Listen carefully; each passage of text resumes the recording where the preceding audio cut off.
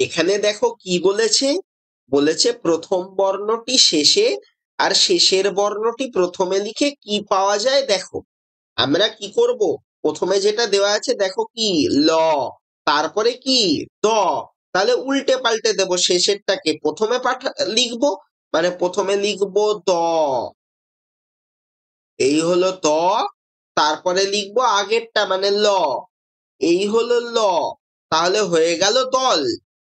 তারপরে কি লিখবো, তারপরেরটাতে দেখো শেষে কে আছে, শেষে আছে ম, তাহলে ম কে লেখো আগে, এই হলো ম, তার আগে কে আছে, প্রথমে কে আছে তাকে লিখবো শেষে, আছে ল, এই হলো ল, তাহলে হয়ে গেল মল।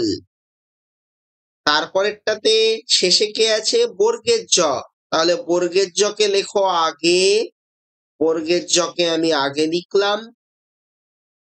তারপরে লিখবো কাকে, দন্তন ন, তাহলে হয়ে গেল জন। তারপরে তাতে শেষে কে আছে ঝ, তাহলে আগে লেখো ঝ, ঝয়ের কিন্তু পুরো মাত্রা হয় না, ভুল করে কেউ পুরো মাত্রা দিও না, ঝ। তার আগে কে ছিল, ডয় ঢয় ডয় শূন্য র, তাহলে এবারে লেখো ডয় শূন্য র, হয়ে গেল দুটো মিলে ঝড়।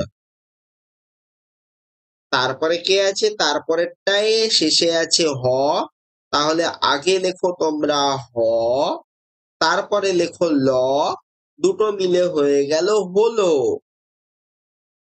তারপরেরটাতে কি আছে, শেষে আছে ম, তাহলে ম কে লেখো আগে, আর তার আগে প্রথমে ছিল ত, তাহলে তারপর লেখো ত, উল্টে দিচ্ছি, তাহলে পেলাম কি মত।